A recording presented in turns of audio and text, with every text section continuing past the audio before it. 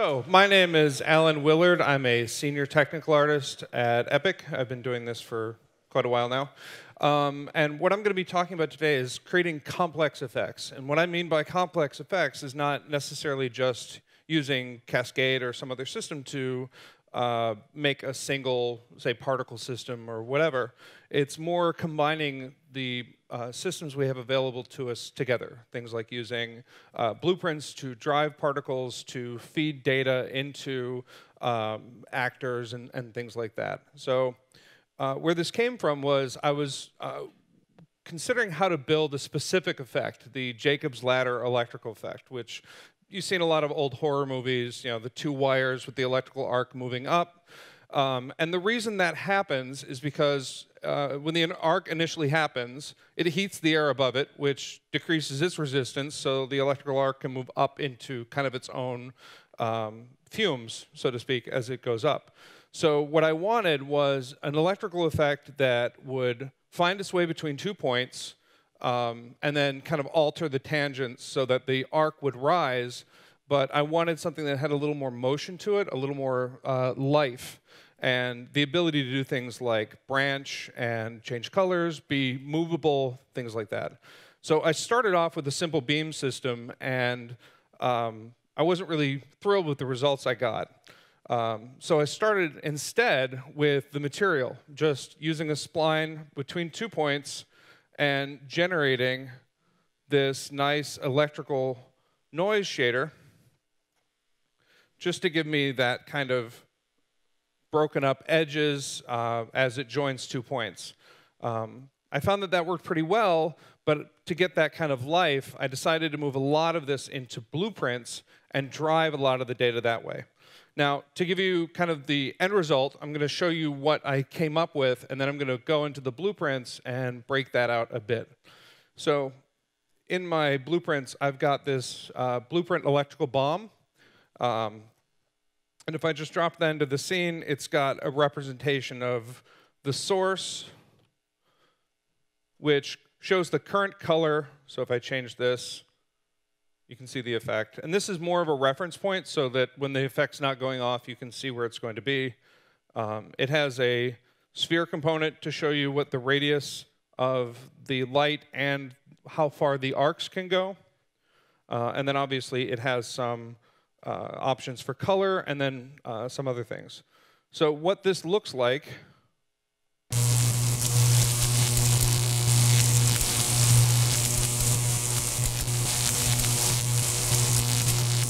is that.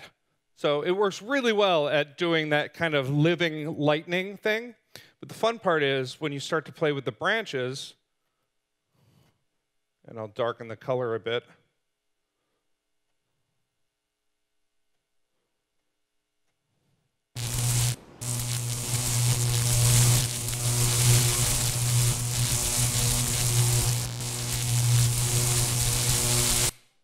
So every time it actually jumps between 2 points, it decides, am I allowed to make a branch, and how many branches do I have left? And then it finds a new point to jump to.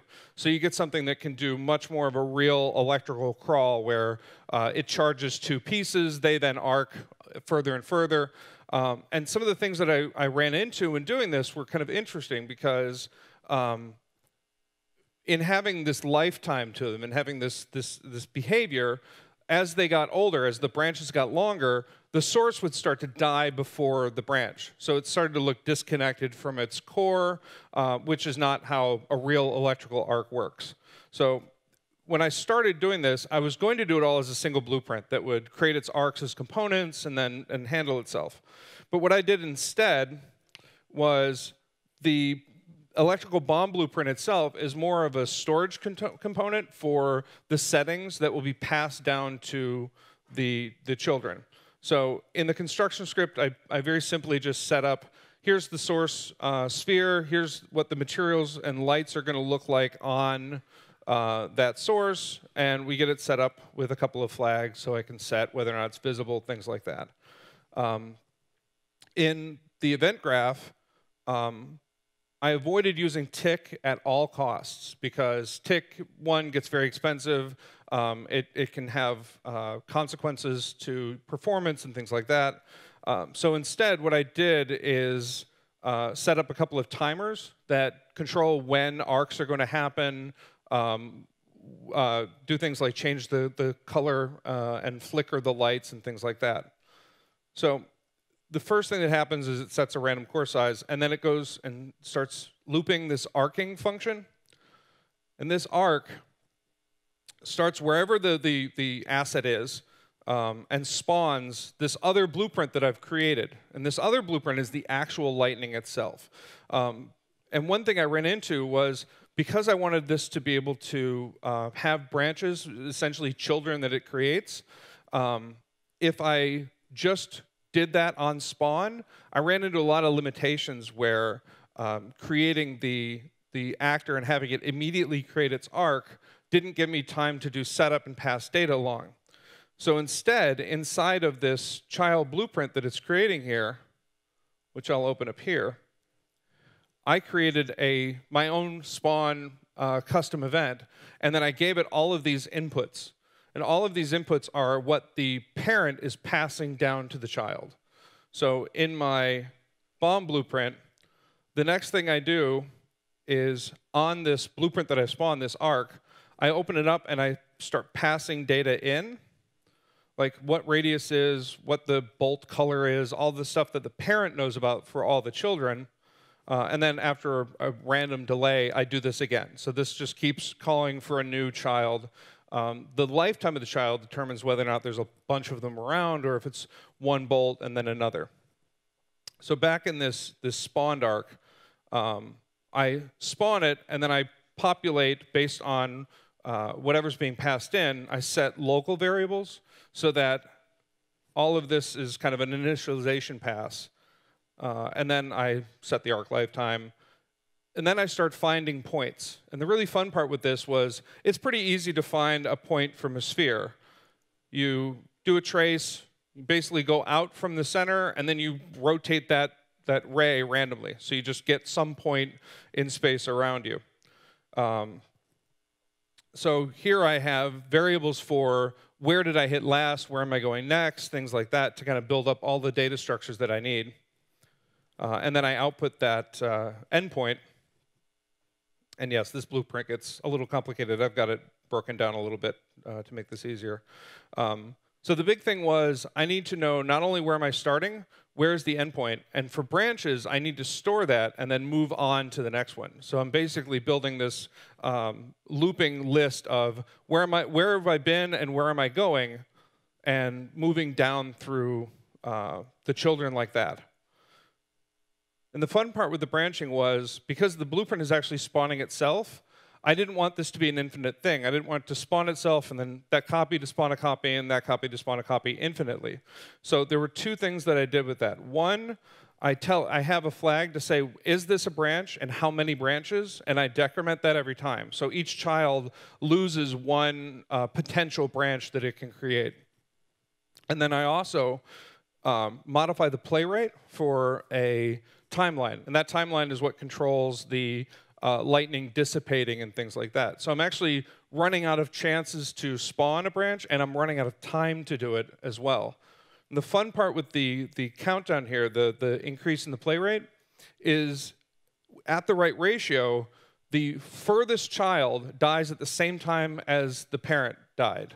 So you end up with the entire arc basically extinguishing itself simultaneously, so you don't get that physically incorrect, arcs kind of continuing to go down the road even though the source is no longer connected to them.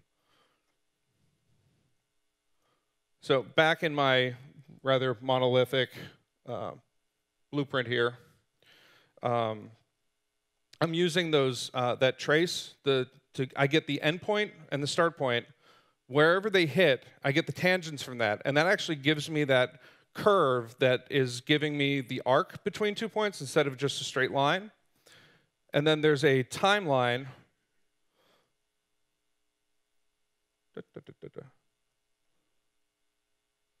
here called countdown. And in here, what I'm doing is I'm actually going up and extinguishing the arc and also moving those endpoints up. And that gives me the crawling Jacob's ladder effect that I was looking for. So I'm storing the tangents, so whatever the curvature of the surface is, the electricity basically wants to go off from that. And you can see that here.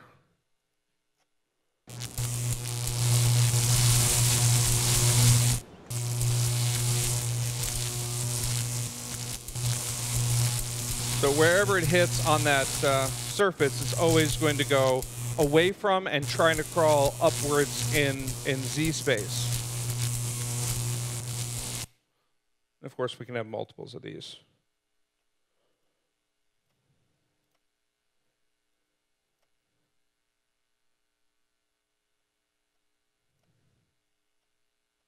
Now, this is likely to be a little loud, so.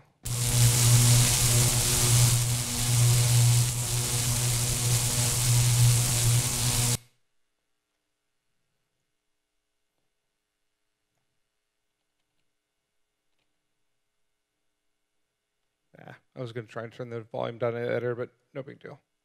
So I can have as many of these in the scene as I want. I didn't spatialize the audio for the arcs.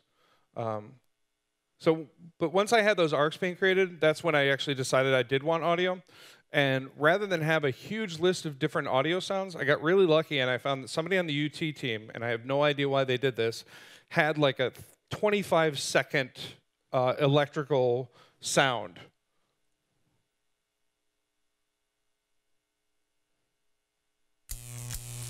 So the whole thing just plays one audio file. But in that, when I create the arc and decide to do the audio, I actually get a random time in that audio and start it from there. So in this long kind of chaotic sound, I'm just jumping between that and playing a fragment of it. So I get this really nice kind of non-looping, non-repeating sound that's coming from this kind of atlas, essentially, of audio. So I found that to be really nice because I can use that in a number of different ways. I can change the pitch, but I've only got that one asset loaded. But I get a lot of variation off of that. And that's one of the things that we look at pretty aggressively, and Harrison was talking about this with the way they build a library of materials and material attributes for the characters in Paragon. We do that across a lot of different disciplines, trying to keep our actual asset count used in memory as low as possible and just reutilize that as many ways as we can. So I've kind of roughly documented some of this. Like this is the math for not only doing the trace, but for children. One thing I ran into pretty quickly was if the arc just hits the ground and then decides to find a new point, if it doesn't happen to go in the hemisphere that's away from that surface, it's going to hit right at itself, or it's going to fail a trace and go through the floor or something like that. So what I ended up doing, and I could turn on all the debug and you could see a whole bunch of noise for this, is every time I hit a surface, I also move well up from that surface, and that's the start point for my next trace. So instead of tracing to a point and arcing to it and then tracing from that point, I move away from that point so that my new trace can kind of go around objects, avoid hitting the floor immediately afterwards, and it worked much better for getting that kind of chaotic jumping and bouncing effect.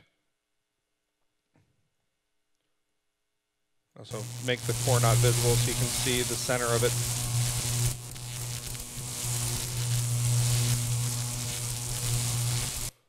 So my original intention for this was more of an environmental effect. I was envisioning placing it where an electrical generator was and then turning it on and then having that room filled with electricity. Player can't go there, but it looks really cool. We ended up starting to use this in Unreal Tournament as a player charged effect. So as you're running through the world, you have some ability or are carrying some object that makes you electrically charged, and you're arcing to everything in the world around you. So it started off as something that was not movable, which in game, kill the branches here.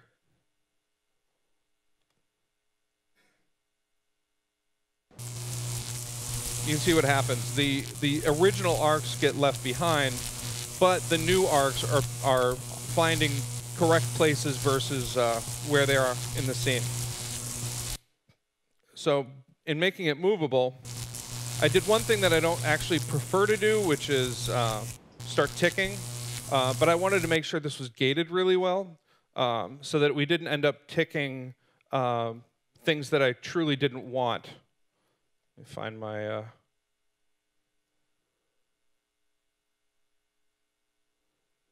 dynamic updating.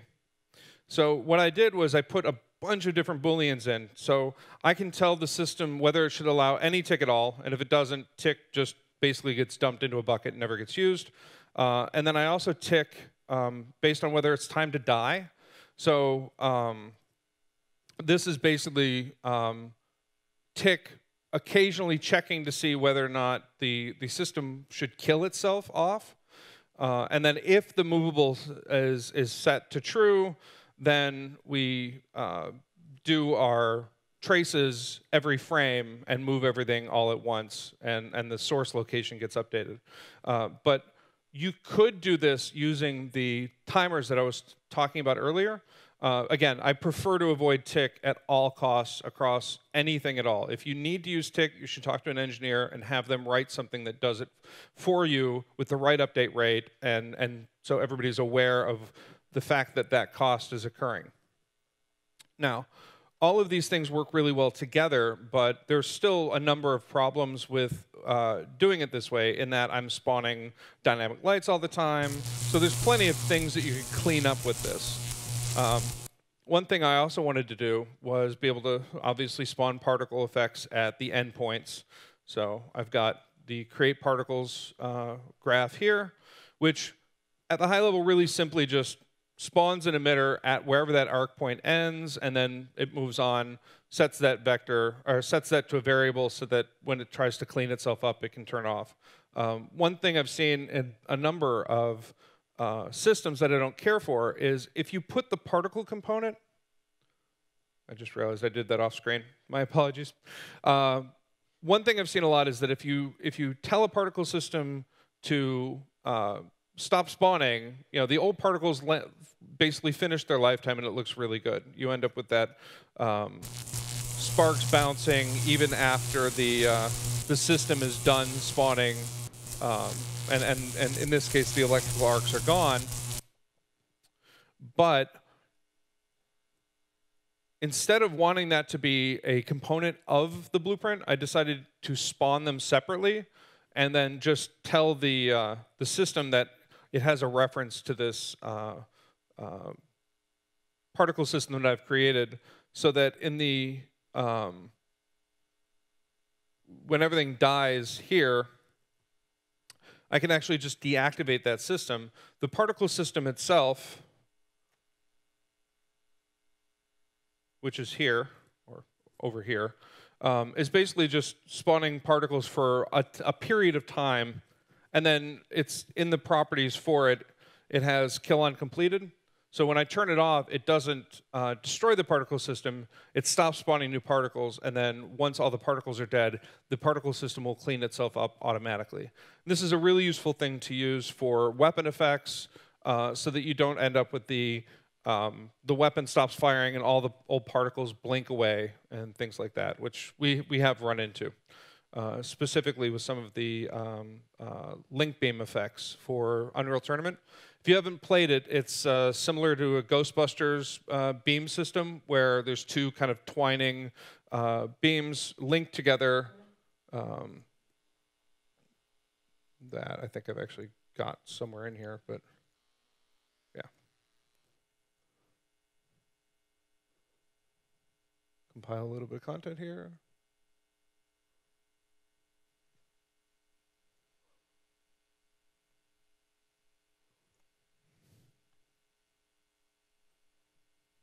Yeah, we're compiling shaders. So this is the system that I created for Unreal Tournament for the beam system. And it does a few things that are actually a little similar to the electrical beam, in that I am informing a spline based on traces. So the shorter the distance to the wall, you can see the endpoint gets moved to that point. And then it has a different endpoint if it doesn't actually collide with the wall.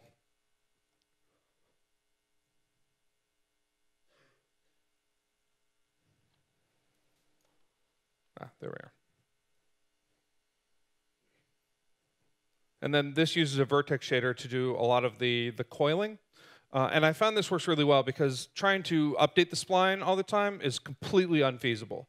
But with a pretty simple set of textures, you can get a really nice kind of curling noise, which is part of what I did with the electrical stuff. And in talking about that, so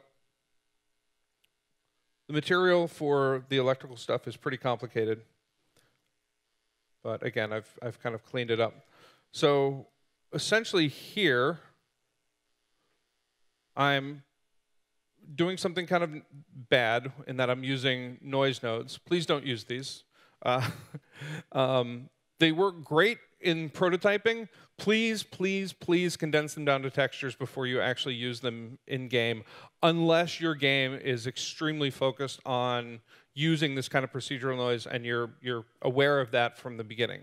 But essentially what I'm doing here is the noise itself outputs something that looks like that, because I'm passing in world coordinates and then moving them over time. So I'm creating this panning effect inside of the noise node.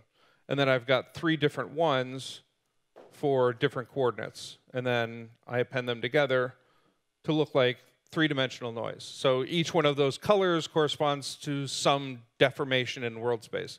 In the material, I then apply those to do my Jacob's ladder motion. And then the timeline, the countdown that I was talking about earlier, actually passes in some values for how strong that can be. So the noise can be more or less kind of curly based on time. And also, I don't let it affect the endpoints of the spline so that I don't end up with a lot of positional noise at the ends. The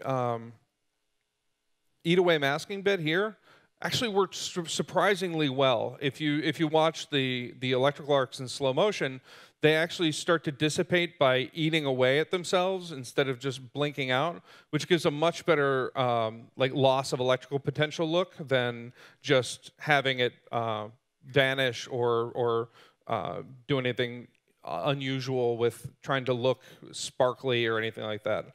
And that ends up looking something like this, which makes absolutely no visual sense when you're not actually applying it to something and all the values aren't being passed through, but it does a really good job on a spline of giving that electrical arc look. And then obviously I've got parameters that get passed in. This function, derive HDR from LDR, is a wonderful thing, and you should use it whenever you're doing effects work that needs to have that very HDR, bright core, good saturation on the fall off. You just have to be careful what you pass into it. If you pass in things that are too bright, it will way overload the image, and your scene is going to be extremely amplified. So obviously, all of this plays together. And this is actually, this particular section of the material I inherited from something I discovered when I was working on the link gun, was that if you make something with a spline that looks good up close, generally speaking, unless you're working on something that's really, really kind of chunky and massive, it loses something at a distance. It starts to get very skinny. Anti-aliasing starts to kind of eat away at it, and it doesn't look like a consistent thing. So what I decided to do was essentially, the further away from the camera the arc is, it increases the swell of that spline. So the spline actually gets thicker as it gets far away to keep that visual perception of the spline's coherence, essentially. The more you see it at a distance, and you need to be careful, you can easily end up with something that gets ridiculously fat at a distance and doesn't look very good. But this works pretty well for biasing that. So MIPing and LOD and stuff like that can still be applied, but you don't lose that nice core to it.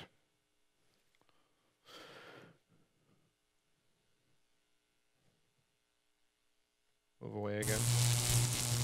So the last thing that I'm kind of doing here is tying the lighting together.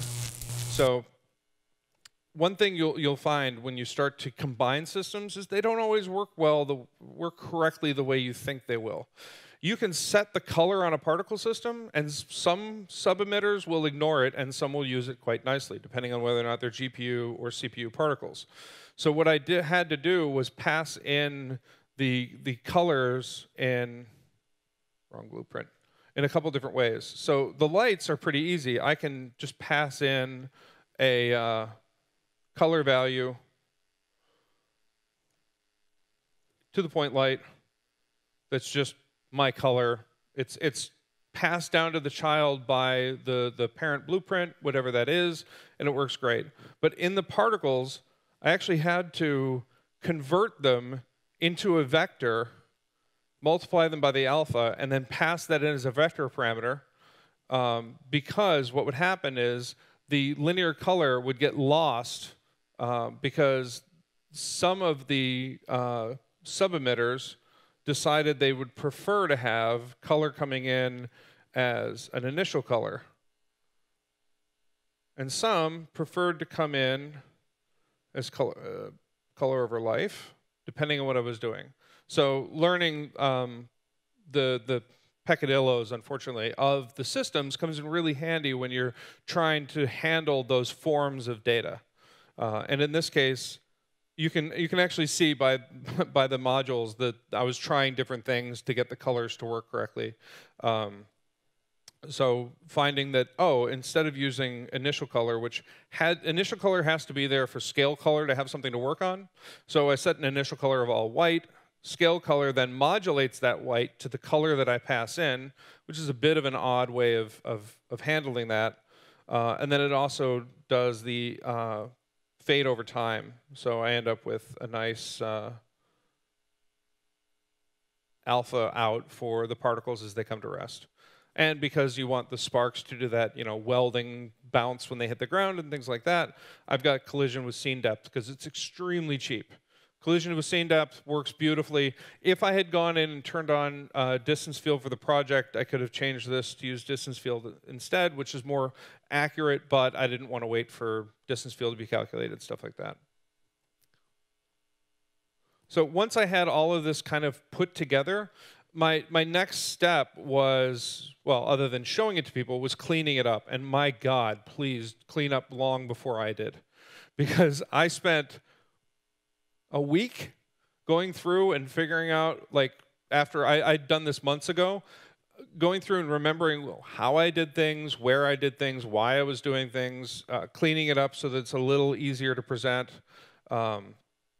so that other people can look at it and see how it's put together, things like that. So it is a wonderful set of best practices to document as you go and to have somebody occasionally sanity check what you've got on screen, because it's really easy to get lost in your own logic and have this ridiculously complex spaghetti network of things going together that totally makes sense while you're working on it, and a week later, it's complete magic. You can't even figure out what you were thinking when you did it. So, like I said, document early, document often. It helps with a huge number of things. For one thing, you don't even know if you're going to be the one who implements this. I built this, I hand it off to a programmer.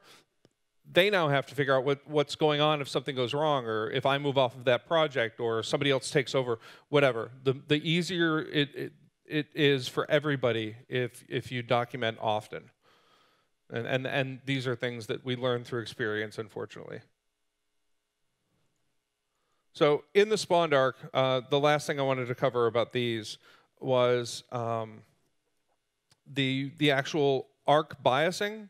So I've got this timeline that's in my finish arcs. This is where that play rate is being passed in. It's being set earlier, but it's just a play rate for the whole thing. This, here's the two curves that are important. The raise arc actually takes the tangents that the original arc was given and just turns them up towards world Z. And that gives you that nice beginning to bow upwards appearance. And then the dissipate right at the end, and you can see these two curves actually overlap a bit. the dissipate is what's actually killing the particles. So as they start to raise, they start to lose contact with each other. And the dissipate actually happens from the center out.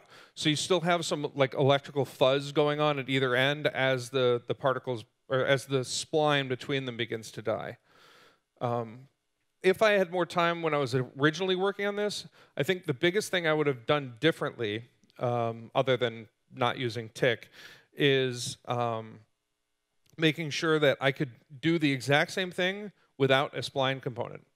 Because it does take some CPU time to update spline components, whereas if I did it on the vertex shader, I could choose whether or not I wanted to offload that to the GPU or keep it on the CPU, which can be really, really important when you're tuning and working with performance. And this kind of feeds into what Zach was saying. This is certainly a particle or an effect system that I would be feeding into the CPU profiler to watch and see what the blueprint was doing in terms of CPU cycles that it's consuming.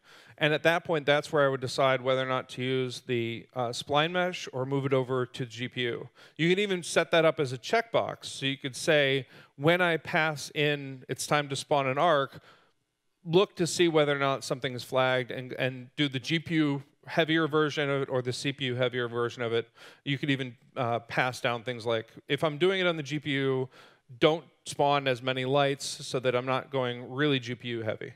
Because my endpoints, I didn't add it in here, and I could do that pretty easily.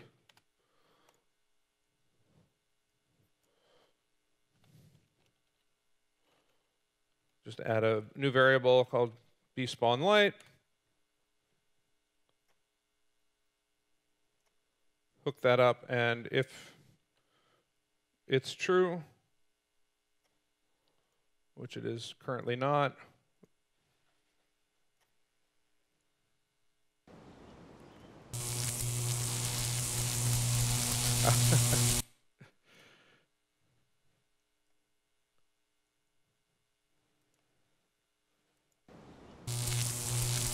that's different.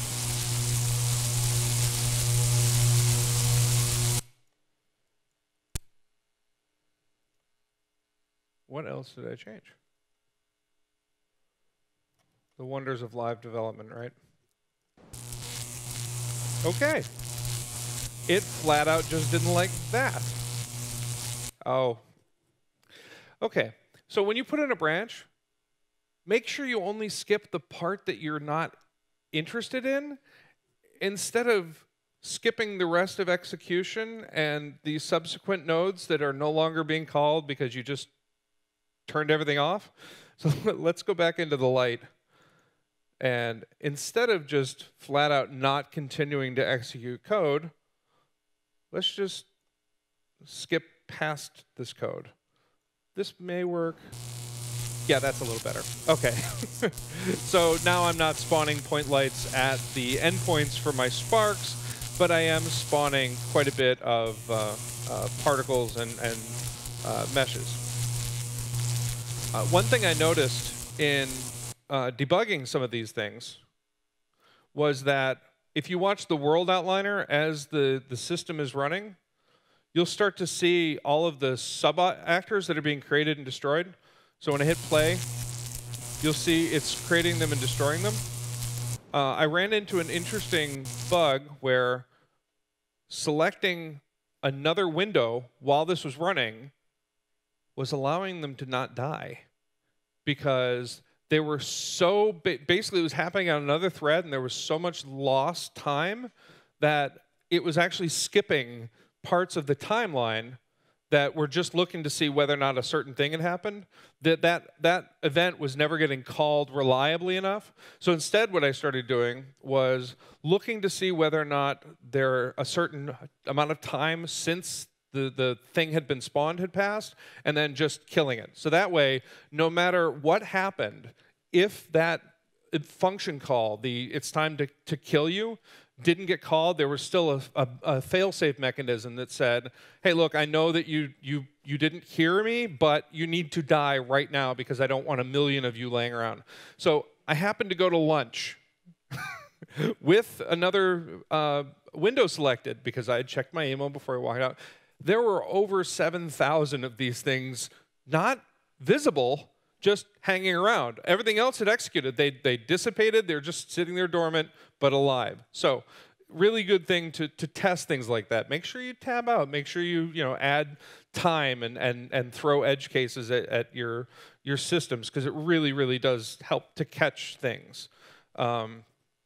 So that was kind of the last thing before I kind of packaged up to come out here that I ran into, and it's like, it's kind of interesting, but in a really horrible for a production pipeline kind of way.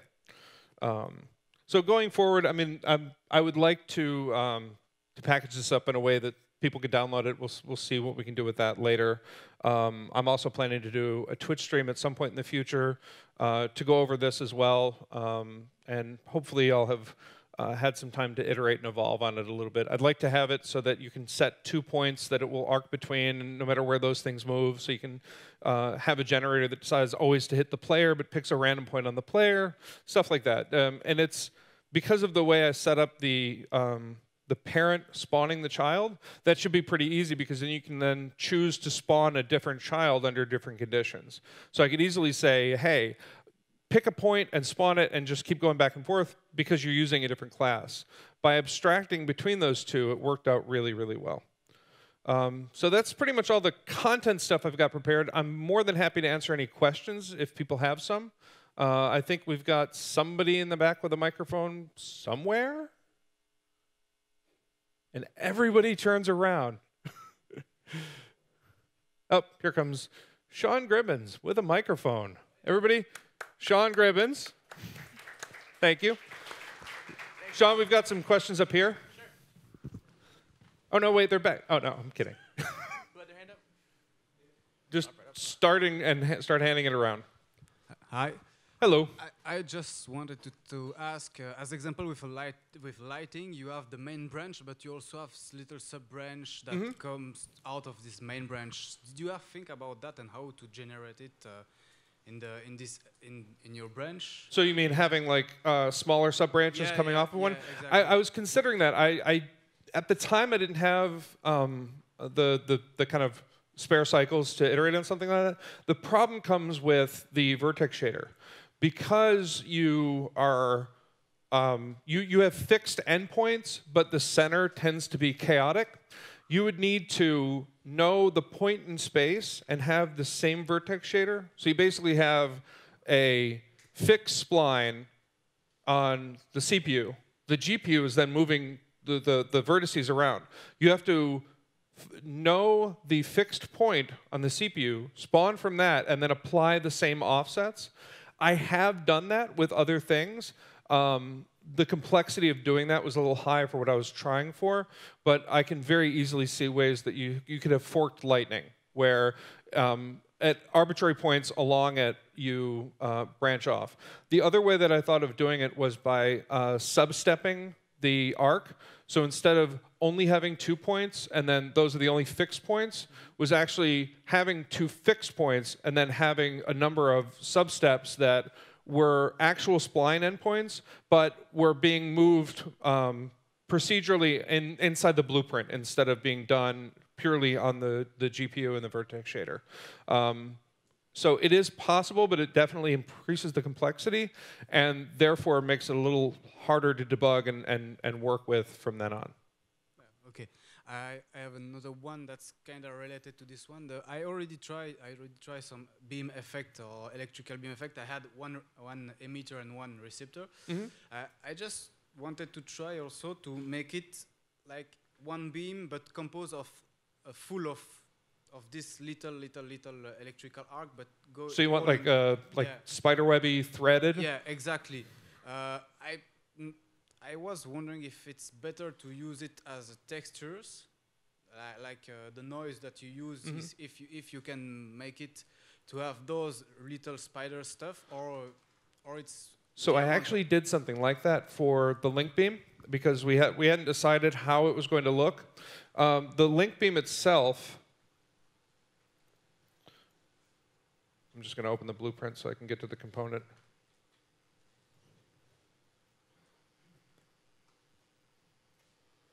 I'm going to clear the materials here. So there are multiple shells inside a single mesh. Each gets a separate material instance, which means each one can have a different noise pattern applied. So you can have a single mesh that has, say, 10 or 15 or 20 little cylinders.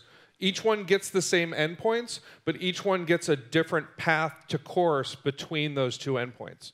That, I think, is probably one of the more efficient ways, because each one of these different shells is just getting a different material instance of the same shader. So it's less complex to maintain, because you have one shader, and then the instances are just random offsets. So they're receiving the same behavior with just a different time scale. They can even have different speeds depending on what you expose in the material instance. So that, to me, was a really efficient way. Plus, because it doesn't require a lot of architecture, you basically just tell it, make a spline with this mesh, and everything else is handled. It allows you to choose different styles. So, for example, in UT, I only migrated this one piece, but I had like 5 or 6 of them with different layouts of cylinders to get different effects out of the final beam. We ended up using this one, which is a little more Ghostbusters, in that you have one solid inner shaft and then one smaller one that kind of goes through it. But we had ones that was like 3 that went around and did different patterns and things like that. Okay, thank you. Mm-hmm. Next. Hello. Hello. You said you modified the play rate of the timeline. Mm-hmm. May I ask how you did this, please? Sure, if I can remember. So inside of my, again, the wrong one. So inside of the spawned arc, I'm passing in the branch speed.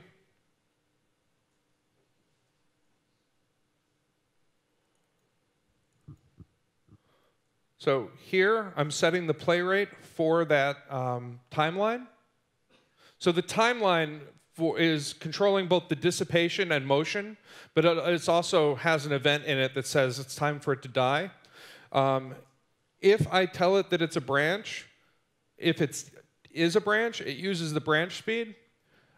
And then the fun part is, because the branch, when it arcs to the next point, is creating off of this variable, it's constantly iterating upwards. So the speed keeps getting faster and faster, the idea being to keep them all in proportion so that they all go at once.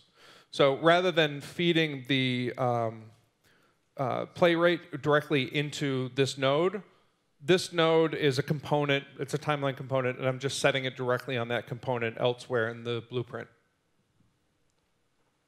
Thank you. My pleasure. Hey, so in my experience, when you show an effects artist the trace, the ray hit, they get super excited, and they go away and make a system which will never be performant. What would you suggest are the things that people kind of keep in mind to use ray hits traces for these kind of systems? So there's a couple things. One, I'm only doing a single trace per one that gets created. Right? Each child creates a single trace between 2 points, and then if it misses, it just destroys itself right then. So I don't leave something around. Also, because we do traces in the physics engine, they're fairly performant. You don't want to do thousands of them, but one for a special case actor like this is acceptable. You could use asynchronous traces so that we don't expect them to the data come back next frame. If there's a deferment, that's fine. This isn't set up to do that because it expects the results immediately, but that's an effective way to kind of defer the cost across the board, right? You've got enough time on another thread, it just does it there, and then you get the result later. We're very careful to inform our designers, don't use tick unless it's absolutely necessary, and if it is, talk to an engineer. Don't do anything that does a whole bunch of things per frame. Avoid things that are that need to be network replicated without discussing with an engineer, things like that. So it's very much a matter of informing them, and also, like Zach was showing in his talk, using the CPU profiler to look at world tick and see, like, how much time is being consumed by the functions within this blueprint. You can actually find the function for that trace and see whether or not it's excessive.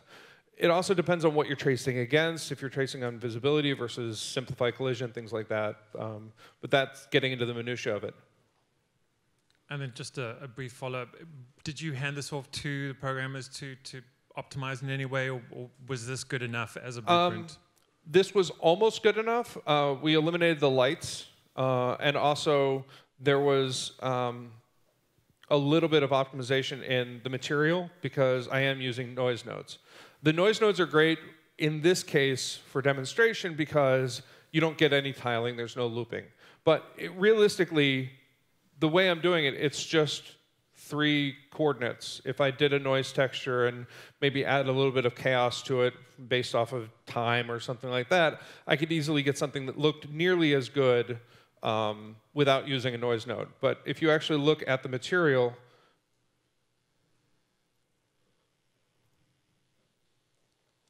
it's 73 instructions. So it's not a very complicated material. It just looks like it.